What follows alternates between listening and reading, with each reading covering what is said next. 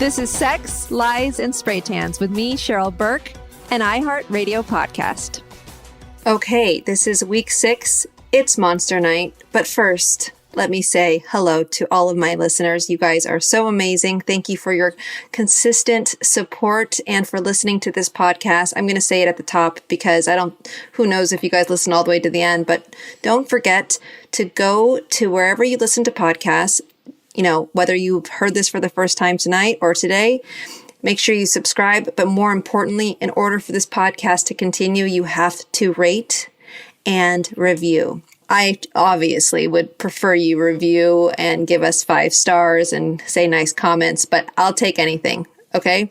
The podcast is doing great. Thanks to all of you. So let's get to it. This is the recap. Dancing with the Stars, week 6. Welcome to Sex, Lies, and Spray Tans. It's Monster Night on Halloween. Okay, the opening of this whole show was super cute. You know, Julianne and Alfonso holding auditions. I love it. I thought it was really cute, super fun, great chemistry between Julianne and Alfonso. Like, I would love to see their prime time comic or sitcom coming out on ABC soon. Anyway, I love Niecy Nash. I remember her. I think I danced with Chad Ochocinco when she was on that season, that she was a contestant. And first of all, she looks gorgeous. And second of all, congratulations, Niecy, on just your success in your career. You deserve every single bit of success. And I'm so proud of you. You look fabulous as Jessica Rabbit, or more like Niecy Nash Rabbit.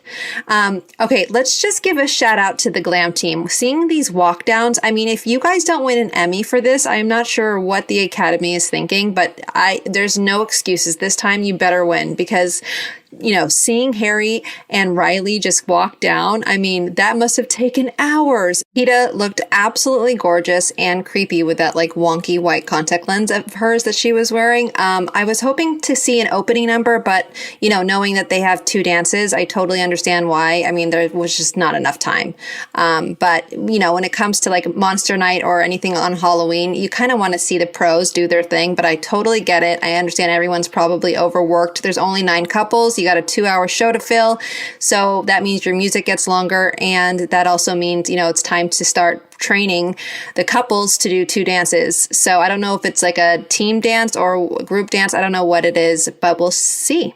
Let's move on to couple number 1, Jason and Daniela, contemporary. I just love, first of all, seeing in the training package, Jason's tan arms. You know he's a part of the show when you see him from week 1 looking a little like white, like pasty, and then seeing him now from residue from his previous week with his tan arms. I love it so much. I love that he's just embracing the show, and I'm really excited. You know, I was excited to see Daniela's choreography. She is such a great contemporary choreographer and dancer in general, but the difference is with this partner, with Jason, I think he's probably one of the smallest as far as like his physical build goes for Daniela. You know, she has had some tall partners and big guys in the past. So when it comes to lifts, I'm not going to have huge expectations because I also saw the struggle in rehearsal.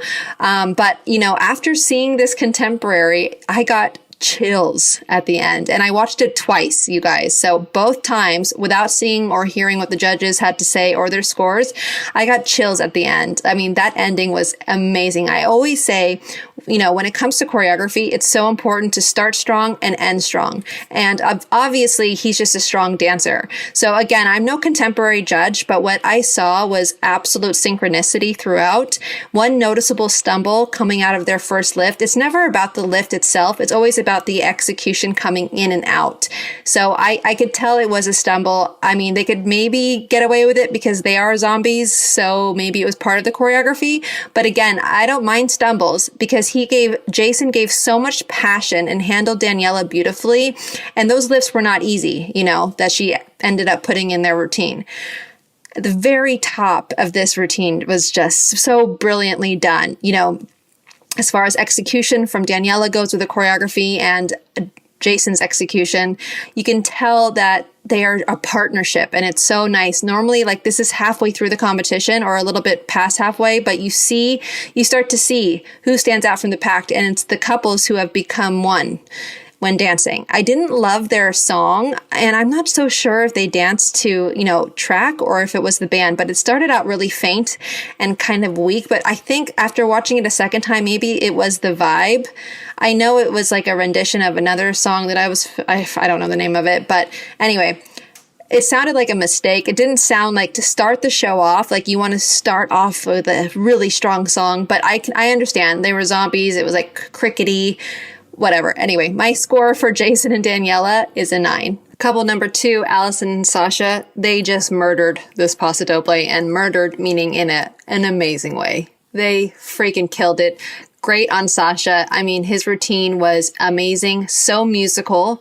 It's so funny because watching the package, you see how intense Sasha's instruction was, but really, and it can come across as like us pros being angry or like just over it or too intense, but that's just us. Like when we teach pasodoble as pro dancers, we're already in the character of the dance.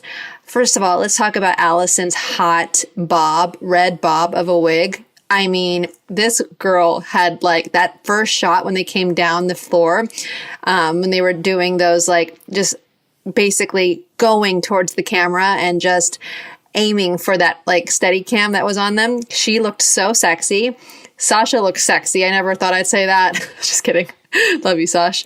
And I saw some amazing basic figures. Like I saw twist turns. I saw sachet capes named after Sasha. Just kidding.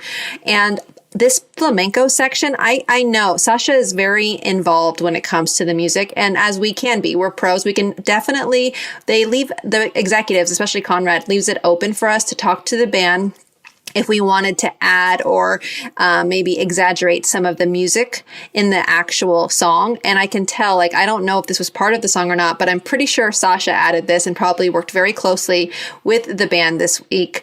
That was an amazing flamenco section executed by Allison and Sasha. Totally on time. She didn't even look at Sasha. She knew what she was doing. She looked intense. I would have loved for her to look even more intense by like squinting the eyes, but you know what? She killed it. Allison's timing was perfect. There was if I'm going to be really picky, there was like really picky. There was a little stumble after the flamenco section when they did that walk around the ballroom and she was on the wrong foot, but she kept going like that ending death spiral into that like torpedo at the end and her continuing on like, oh my God. Best dance so far, you guys, by far. I give Allison and Sasha an 8. Okay, couple number 3. Sochi and Val. Okay, first off, let me just talk about Niecy Nash. I am loving her as a judge. I think it helps having someone who was a contestant and knows, exactly how hard everyone is working, especially week 6 going into the competition. I love how Niecy is so opinionated, but not just opinionated to be opinionated. She's spot on with her comments. And I'm loving the camaraderie between the contestants, like Charity and Allison mouthing "I love you" to each other when Allison was getting her scores. Just makes my heart so happy. How cute is Sochi? And Sochi Halloween is so challenging for me too. I actually hate it. I don't understand why people like pay money to get scared or have a mini heart attack. It makes no sense.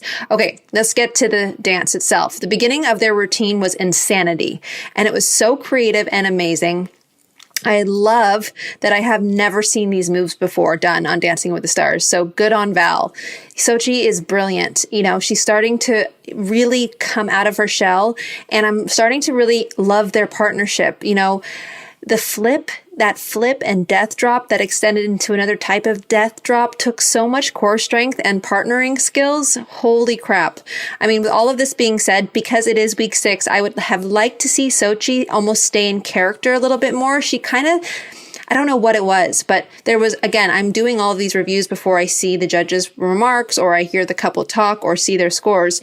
So, but there was a moment of weakness that almost felt like she was defeated, like she was going to stop almost the routine. And there was a close up of like Val's face and him giving her that like intense look of like, come on now, and it was beautiful because it gave her that energy, she needed, which was to switch from defeat to victory in a matter of just seconds. Anyway, I loved the music. Love the creative, love the partnership. The story that was told through movement was just beautiful.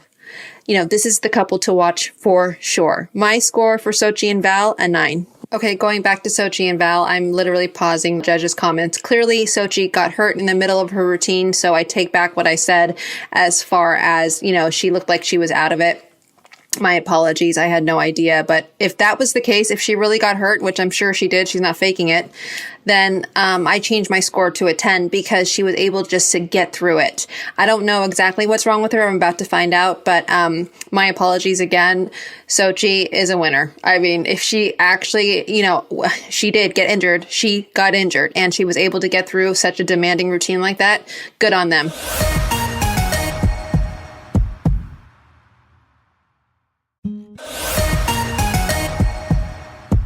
Couple number 4, Harry and Riley dancing in Argentine tango. Okay, first of all, my heart goes out to Harry, but what I want to say is that clearly, you guys, you have people behind you as you haven't been in the bottom 2 once, right? That is facts. What is the reality of the situation? Well, that's the reality of the situation. Turn off those comments if you have to. Delete social or pause your feed for a little bit. And if you have to, don't let yourself go there. Don't look for reassurance from strangers. It's always going to make you feel defeated. You're never gonna, as you know, going to make everybody happy, regardless of what people say. It's just in the votes. It's not in the scores either. It's in the votes. People have your back. Get your head straight and look at the facts. The facts are that people are rooting for you guys. You're not a dancer. That's another fact. You care about this competition, especially about making your partner Riley proud. So continue doing you and stay focused on what the challenge and assignment is going into week 7. Okay, so hear me when I say take this journey one step at a time. Let me repeat. One step at a time. You got this. Amazing lift from Riley at the top of their routine. Super cool, creative. I don't think it's been done. Harry has really leaned out, as a result from dance and most likely anxiety and stress that comes along with the show. But I can see that his arms have really leaned out. And my advice is to not work out whatever you do. Because when my partner Cristian de la Fuente did, that was when he tore a ligament on live television in his arm and completely dropped me on my head. So, use your new dancer's body now to your benefit, okay? No need to add all those dance moves, as far as authentic Argentine tango goes. But with that being said, what you did do, whether or not it was authentic Argentine, the dancing in itself was the best it's been. But this is an Argentine tango, not a tango. And this is more directed at Riley. Authentic Argentine tango is completely different than ballroom tango, which I didn't have any clue of actually until I decided to join an Argentine tango company in Argentina when they decided to add this dance in the show. Anyway, the point is that Argentine frame in general is more intimate with your elbows down towards the rib cage and less steps coming from the man. There's rarely any synchronicity with the male steps versus the female steps, okay? The male leads and is basically just the base and foundation for the woman who has more of the intricate footwork. But with that being said, again, Harry's dancing was 100 times better than I have ever seen before. I think also what helped was his look. In past weeks, Harry's face gave the look of defeat, which is obvious as to why, he looked like that after seeing their package tonight. But because of the brilliant job of the glam department, you couldn't see Harry behind the mask, which as a viewer kept me intrigued and kept me wanting to see more. My score for Harry and Riley, a 6. Couple number 5, Barry and Peta. Okay, so Peta had reached out to me, fun fact, because Barry, just a few days ago, because I guess Barry physically just needed some help. And, she'd heard that I have a great energy and body healer / masseuse. So I'm hoping, Barry got some well-deserved TLC. People need to understand how physically demanding this show is, and especially someone of Barry's age and how hard he has been working. Holy crap. I also keep forgetting that too, because in the package, you don't really see struggle as much. Barry has the potential to be better than Donny Osmond for sure. And Peta is not taking it easy on him at all. Especially as far as her routines go so far, they've had so much content, and not like basic content, but intricate content that she's choreographed. Barry is right when he says, no more mistakes. It's halfway through the competition. Focus. My advice is one step at a time. Memorize that choreography by Thursday so that detail can be worked in without questioning what comes next. Like, you should be able to know your routine backwards and forwards. I mean, ideally also the woman steps, but I understand, that ain't going to happen. So really know your stuff. Listen to that music in the car on the way home, in the car on the way to the studio. Whenever you have a second, put in your headphones. You need to be able to just start the song wherever it is and know exactly what is happening at that very second in the music. That's how much you need to know your stuff, okay? I loved the characterization of the dance. However, at the top, because the camera was on Barry's face alone with a close-up, I felt that towards like the end of that very first section prior to him and Peta dancing, he chose to not interact with the camera.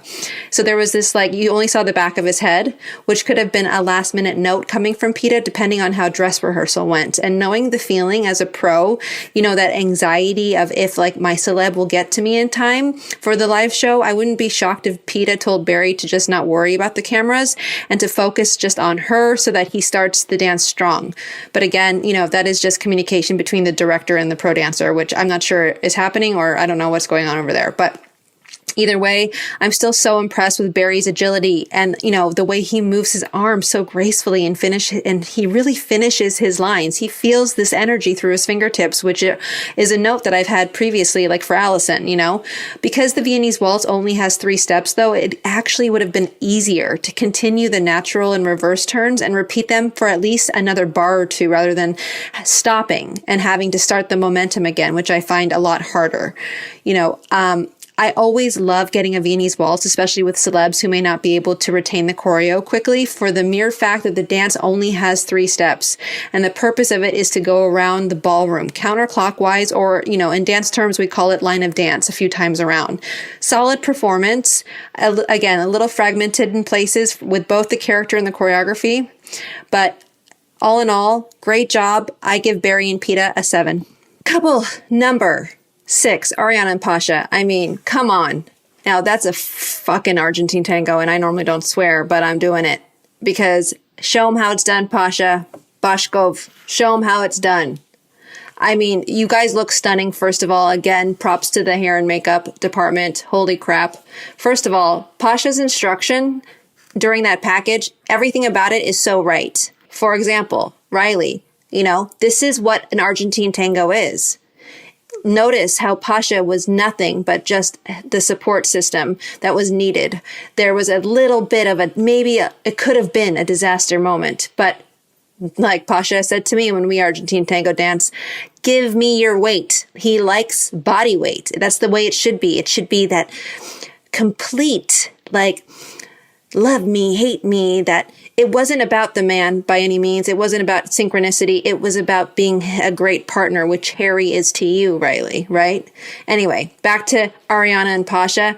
Holy crap. First of all, Ariana, you're right. Just focus on you and being the best dancer you can be. But the musicality of this dance was insanity. I got chills up and down my spine still as I'm talking about this. If that's not an Argentine tango, I don't know what is. Because holy crap, you see Ariana expressing through movement. She was the violin that you heard in that beautiful piece of music that was being played. The intensity, the chemistry between the two. But forget about that. Look at the intricate footwork. I cannot. Pasha, God, I am proud of you. From behind the scenes. You are doing me and the ballroom community and the Argentine tango community proud.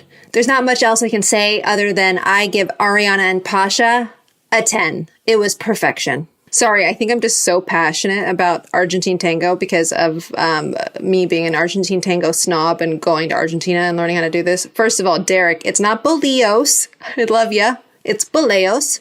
Okay? And yes, Carrie-Ann, I agree with you. However, we know Ariana, is obviously really great when it comes to all these dances in frame and being close to Pasha in that sense. But I think in order for her to really win, I need to see more strength in other styles of ballroom. Anyway, but back to the judges' scores. Like, what in the hell? Like, you guys cannot give that type of amazing feedback with 0 notes and give a 9 when you're basically saying it's perfection. Perfection means 10, doesn't mean a 9. The only person that got it right was Bruno. Like, even with Nisi, like, you're amazing, and and then Carrie Ann, you're a contender basically, and then Derek saying that's just perfect. 9. No, you got to give constructive criticism then. You got to give a note or 2, because now what are they supposed to take back into the rehearsal space? If you give those types of comments equals 10. It doesn't equal a 9. And if it's a 9, please give some feedback, because what are they supposed to work on now in the dance studio? I'm just wondering. It was always so frustrating during my time there when they would say, it's perfect, a 9. It's like, okay. Do you hear my frustration? Is anyone with me? Couple number 7, Lelay and Brandon. They danced a pasodoble. First of all, this is a couple who I think has been in general underscored throughout this whole competition and overall just completely underrated. You know, she actually has been killing it. And if you want to compare her to other contestants, though I don't think this is what it's about, but she's far better than most, right? And, you know, an example, I would say last week when it came to judges' comments and scoring being inconsistent was when she danced, and then it was all about like great feedback. Like, there was hardly any notes, I don't think. And, you know, hopefully that changes for this couple tonight, because they deserve it. I mean, this pasodoble was strong. Now we're heading into week 7. Close your feet, as Brandon has said, Lelay. Like, you really have to be precise with the footwork. You cannot leave space and fit another foot in between your 2 feet. When you're supposed to be closed, it has to be closed. Your big toes have to touch each other. Your heel of the foot have to touch each other at least. Forget the big toes, at least the heels, okay?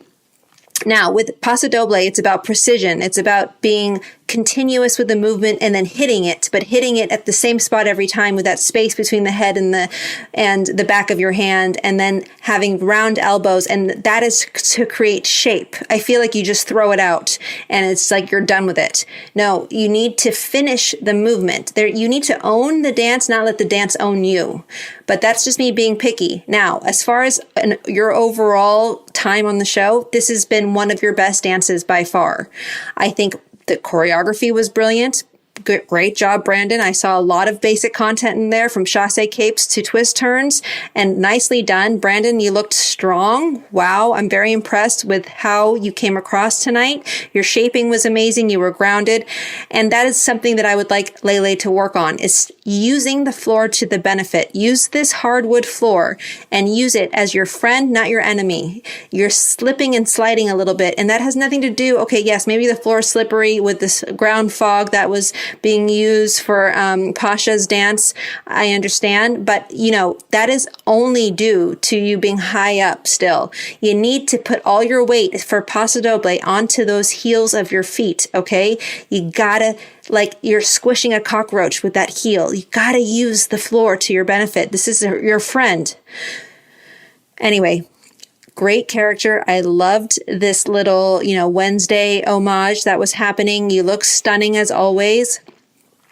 It's all in the eyes. Don't show any signs of insecurity, okay? Stay focused. Keep your mouth closed, especially if it's an intense dance. If you do an Argentine tango, it's the same type of vibe. Don't move your eyeballs. Keep your eyeballs at Brandon. That's always the safest bet. Stay grounded. You got this. I hope you get the scores you deserve. I give Lelay and Brandon an 8.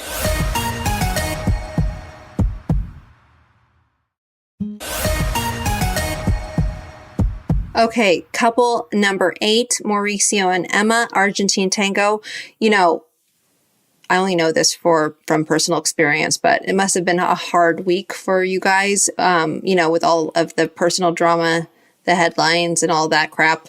It's just not easy. And I think you both just, for whatever this is worth, have handled it all beautifully. But you guys are super cute together. I don't know. Just say, I also see that you guys both traveled this week. I can tell in the packages that you're in New York.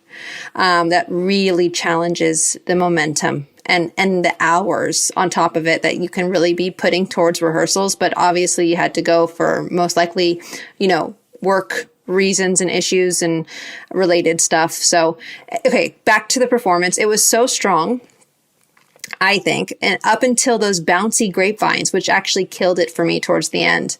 There was no need for them. Again, the Argentine tango is not about synchronicity in that sense. I wish he would have been as strong in the first 3/4 of the dance, because that really ruined it for me. In general, when it comes to the chemistry that these two have in real life, it didn't match this dance. But if I take that out, if I take it out altogether, I would say Mauricio is a strong partner for Emma, generally speaking.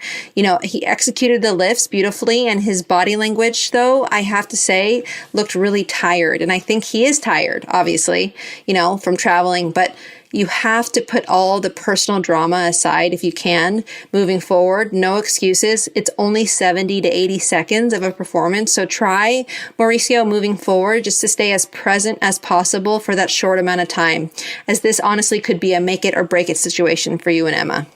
I give Mauricio and Emma a 7. Last couple, not last dance, but last couple of the night, Charity and Ardom. Okay. The Converse. This is going to be a thing for me, I think, this season. I cannot handle it because of the mere fact that, first of all, there's a lot of excess and not necessarily positive weight as far as how heavy those shoes are. And on top of it all, when it comes to jive, you need to have a tick in your midsection, a tick that happens, the musicality happens in the core of your stomach, okay? You need to be able to play the music with the tick of the motion in your body. And then on top of it, you need to have this bounce that comes from the legs, feet, and ankles, which are almost impossible in Converse. Okay, I see Ardom being a drill sergeant this week, which is great. I love when he does that. And he's right with connecting the ankle to the foot. But how can she do that, Ardom, without dance shoes? You could have at least maybe put her in, a T-strap, those character shoes, whatever, but just some ballroom shoes or some dance shoes, because you're making it harder for her, I think. I was waiting for this dance to start, and I felt like it was an intro all the way up till the end. A little bit disappointing coming from such a strong week last week.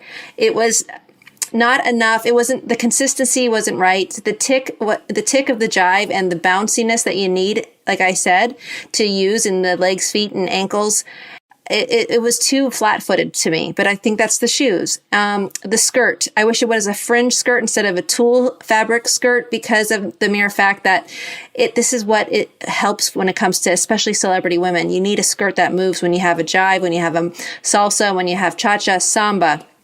It's really important, because in a way it's the illusion of the speed that happens from kicks and flicks, or even a paneled skirt, with gudets or whatever. But all in all, look, I know the potential of this couple, and they just didn't exceed it tonight. My score for Charity and Ardom, an 8.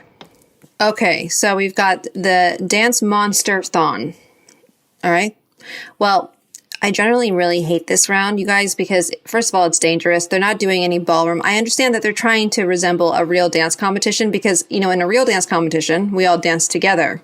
We all dance to, whatever song that they play. We don't know the music. It just has the same BPM as whatever dance it is. So if it's the Latin dances, we start with cha-cha.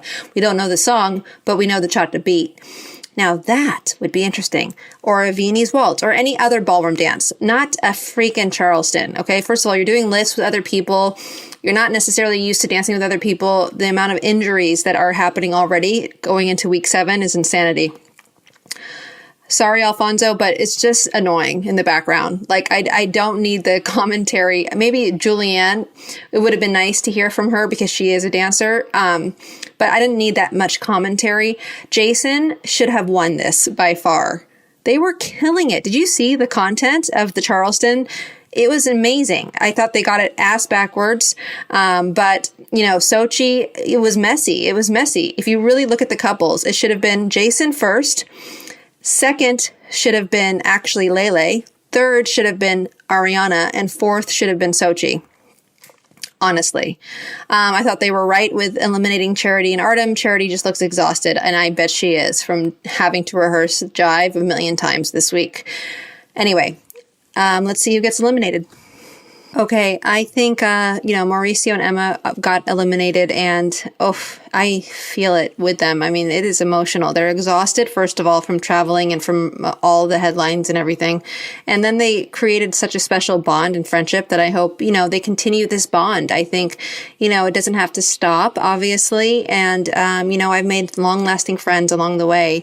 I can tell that Mauricio is so hurt and distraught, though. I think he was at a loss for words. Obviously, Emma expressed a little bit of emotion. It is emotional. I mean, you go through this journey of just like defeat, victory, defeat, victory, defeat, victory. And then you do it together. And this is what I mean, especially on this podcast, Sex, Lies, and Spray Tans. This is why Burke, for instance, said that about Derek, and why we become so close to one another, because you are with each other 7 days a week. It doesn't mean it's a sexual relationship. It's just a true bond and trust that I think for most celebrities, they can agree when I say they have never even given that to maybe some of their, wives, husbands, boyfriends, girlfriends. I mean, they're coming into a world that they have no clue what is about to happen to them in their lives. Everything changes from their physical appearance to their mental state. And you either end up liking each other or not, and clearly these two have a special friendship and bond that I hope they take with them forever. Great job, Emma. You did an astounding job this season, and good on you, Mauricio. I hope that this is just the beginning for you with all the success. I'm sending love to the both of you. Great job again, Emma. And, come on, Sex, Lies, and Spray Tans. Let it all out. Just let it all out. Sending you guys love. Great show tonight. And awesome job, Nisi. Really, great job. Make sure you guys tune in on Monday with my girl, Leah Remini. It's going to be a special 2-part episode. And again, don't forget to rate, review, subscribe, and follow us on Instagram at Sex, Lies, and Spray Tan. Sending you love. Bye, guys. Make sure you guys follow us at Sex, Lies, and Spray Tans on our Instagram handle, and make sure you comment. Let me know who you want me to interview. What do y'all think? Let me know.